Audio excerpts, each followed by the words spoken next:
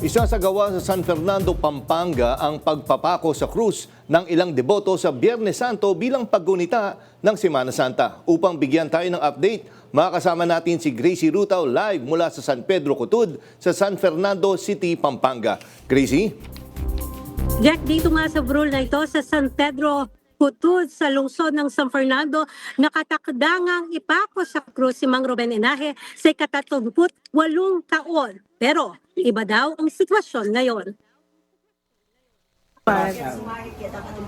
Isa sa mga inaasahan ng pagpapako sa Biyernes Santo ng 65 years old na si Mang Ruben Inahe.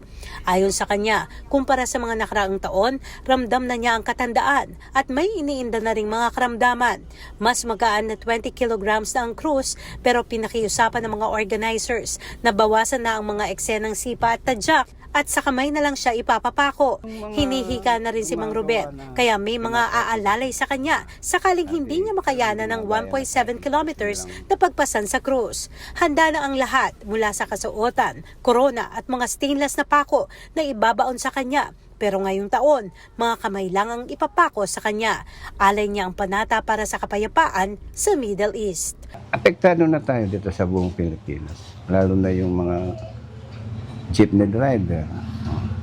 Ako, ilan yung sasakyan ko, dalawa, tsaka yung motor, dalawa. Hindi makaalis-alis kasi nga yung mahal na ng bili gas ngayon.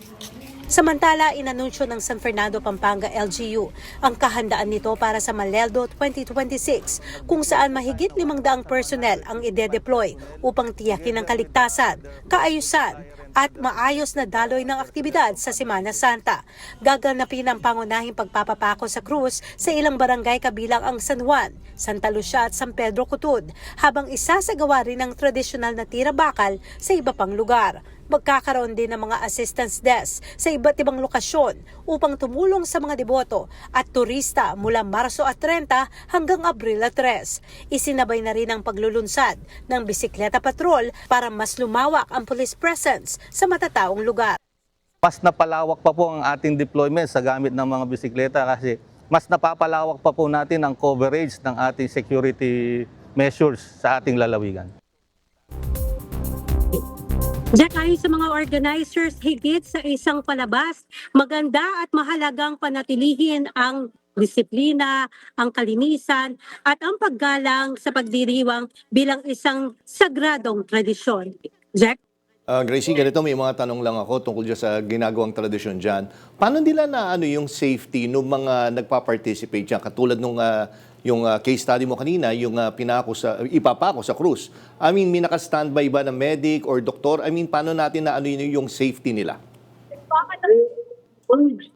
Yan naman ang inaranti ng mga organizers ng LCU dito sa San Fernando at sa Angeles City na bago sumalang sa anumang pagpepenitensya, lalo na itong pagpapapako sa krus, ay dumadaan sila sa health screening para nga ma-check nila yung fitting ba yung katawan nitong mga magpapanata. Lalo na kay Mang Ruben na may iniinda na ring mga sakit, may mga aalalay din sa kanya habang pinupusan niya yung krus ng 1.7 kilometers gaya nga ng nabanggit natin kanina. Jack? Gracie, I'm sure maraming beses ka na nag-cover niyan.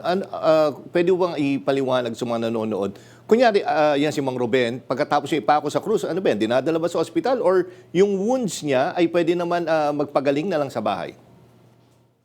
Alam mo, Jack, ang maganda dito ay parang milagro nga kung tawagin ng mga namamanata dito yung ginagawa nila. Tulad ni Mang Ruben, wala kang makikitang bakas sa kanyang mga kamay ng sugat na pinagpakuan. For 38 years, 30 na niya this year, wala kang makikitang bakas.